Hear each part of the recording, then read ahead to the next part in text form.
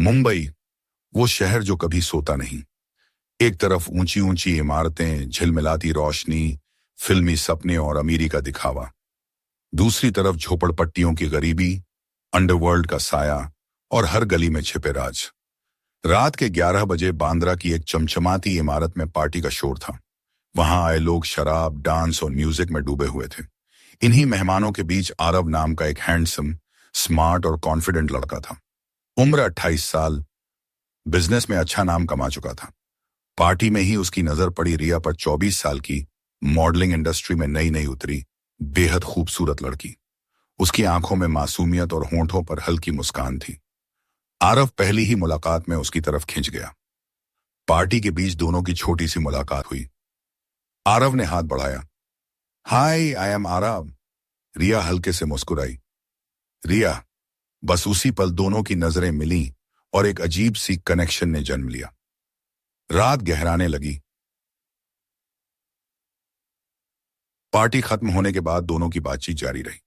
आरव ने उसे कार से छोड़ने का ऑफर दिया और रिया ने भी मना नहीं किया। कार की खिड़की से बाहर शहर की रोशनी गुजर रही थी और अंदर दोनों के बीच सन्नाटा। मगर उस सन्नाटे में भी एक अजीब सी नजदीकी थी। जब कार रिया के अपार्टमेंट पहुंची तो उसने मुस्कुराकर कहा, थैंक यू, आज का दिन अच्छा रहा। आरव ने उसकी आंखों में देखते हुए जवाब दिया, अगर तुम चाहो तो कल और भी अच्छा हो सकता है। रिया ने धीरे से गुड नाइट कहा और चली गई। मगर आरव के मन में उसकी तस्वीर बस गई। अगले कुछ हफ्तों में आरव और रिया की मुलाकातें बढ़ने लगीं। कभी कॉफी डेट, कभी मरीन ड्राइव पर लंबी वॉक, कभी जुहू बीच पर चाय पकोड़े के साथ हंसी मजाक। रिया धीरे धीरे आरव पर भरोसा करने लगी। उसके लिए आरव सिर्फ एक अमीर बिजनेसमैन नहीं था, बल्कि एक ऐसा इंसान था जो उसकी बातें सुनता, उसकी परवाह करता। एक शाम आरव ने उसे अपने फ्लैट पर बुलाया। 34वें फ्लोर से शहर की चमचमाती रोशनी दिख रही थी। खिड़की के पास खड़े होकर रिया बोली, मुंबई कितनी बड़ी लगती है ना, पर कभी कभी बहुत अकेली भी। आरव उसके पास आया, उसके कंधे पर हाथ रखा और बोला, अब तुम्हें अकेला महसूस करने की जरूरत नहीं। रिया ने उसकी ओर देखा। उन आंखों में भरोसा और चाहत दोनों थी। धीरे धीरे दोनों करीब आने लगे। पहली बार उनके होंठ मिले और उस पल ने उनके रिश्ते को नई दिशा दी। उस रात उनका रिश्ता सिर्फ दोस्ती से आगे बढ़ा, एक गहरी मोहब्बत और सॉफ्ट इरोटिक लम्हों में बदल गया। रिया ने अपने सीने पर सिर रखे आरव से कहा, मैंने कभी नहीं सोचा था कि इस शहर में मुझे कोई इतना सच्चा मिलेगा। आरव ने उसके बालों को सहलाते हुए कहा, शायद यह किस्मत है रिया, लेकिन इस प्यार भरे रिश्ते में जल्द ही अंधेरा घुसने वाला था। रिया मॉडलिंग इंडस्ट्री में स्ट्रगल कर रही थी।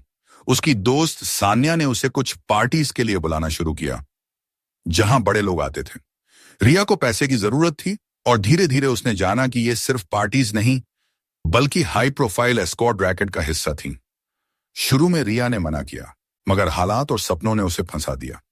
उसे लगा आरव को यह सब पता चला तो वो उसे छोड़ देगा। लेकिन सान्या और रैकेट चलाने वाला गैंगस्टर मंजूनाथ उर्फ मन्ना भाई उसे ब्लैकमेल करने लगे। रिया चाहकर भी आरव को सच्चाई नहीं बता पाई। एक रात जब आरव उसे सरप्राइज देने उसके अपार्टमेंट पहुंचा तो उसने रिया को अजीब हालत में देखा। वो रो रही थी। उसके फोन पर धमकी भरे मैसेज थे, अगर पैसे नहीं दिए तो तेरे और आरव के फोटो सोशल मीडिया पर डाल देंगे। आरव को सब समझ आ गया। उसने रिया से सच पूछा। रिया टूटकर रो पड़ी और सब बता दिया। आरव ने उसका हाथ पकड़ते हुए कहा, रिया, मैं तुम्हारे साथ हूं, लेकिन अब हमें पुलिस के पास जाना होगा। आरव ने पुलिस इंस्पेक्टर काव्या देशमुख से संपर्क किया। काव्या एक तेज तर्रार और ईमानदार ऑफिसर थी। उसने तुरंत कार्रवाई शुरू की। मन्ना भाई का गैंग बड़ा था, उसमें बड़े बिजनेसमैन, कुछ पॉलिटिशियन और पुलिस के लोग भी शामिल थे। रिया पुलिस की मदद करने को तैयार हुई। उसने गैंग की अगली पार्टी में पुलिस को अंदर की जानकारी दी। लेकिन उसी रात हालात बिगड़ गए। रिया को पार्टी से अगवा कर लिया गया। अगले दिन उसकी लाश मुंबई के एक खाली फ्लैट से बरामद हुई। आरव टूट गया। उसकी आंखों के सामने उसका प्यार छिन गया था। इंस्पेक्टर काव्या को समझ आ गया कि यह सिर्फ एक मर्डर नहीं बल्कि बड़े रैकेट को छुपाने की कोशिश थी। पुलिस ने सबूत जुटाए। रिया के मोबाइल से मिले चैट्स, कॉल रिकॉर्ड और आरव की गवाही ने पूरा केस खोल दिया। काव्या और उसकी टीम ने कई रातें मेहनत की। आखिरकार एक गुप्त ऑपरेशन के दौरान मन्ना भाई और उसके गैंग को पकड़ लिया गया। पूरे मुंबई के मीडिया में यह खबर छा गई। हाई प्रोफाइल एस्कॉर्ट रैकेट का पर्दाफाश, बड़े नाम शामिल। लेकिन आरव के लिए यह जीत अधूरी थी। उसने पुलिस से कहा, आपने अपराधियों को सजा दिला दी, मगर मेरा प्यार, मेरी रिया मुझे कभी वापस नहीं मिलेगी। काव्या ने उसके कंधे पर हाथ रखते हुए कहा, कभी कभी प्यार कुर्बानी बन जाता है, लेकिन रिया की मौत बेकार नहीं जाएगी। उसने कई और लड़कियों को बचा लिया। रिया का केस बंद हो गया, मन्ना भाई जेल गया और उस पूरे गैंग का सफाया हो गया। आरव अक्सर मरीन ड्राइव पर अकेला बैठता, हाँ वो और रिया साथ आया करते थे। हवा में उसका नाम पुकारता और आंखें बंद कर लेता, मानो रिया अब भी उसके पास है। उसकी यादें, उनके बिताए हुए सॉफ्ट लम्हे और मोहब्बत हमेशा आरव के दिल में जिंदा रही। शहर की चमक दमक के पीछे छिपा अंधेरा कई बार लोगों की जिंदगी निगल लेता है। रिया जैसी मासूम लड़कियां और लालच और मजबूरी में ऐसे जाल में फंस जाती हैं जिनसे निकलना मुश्किल होता है। जरूरी है कि हम सही समय पर सच बोलें, पुलिस से मदद लें और गलत रास्ते से बचें, क्योंकि अपराध कभी छोटा नहीं होता और उसकी सजा देर सवेर सबको मिलती है।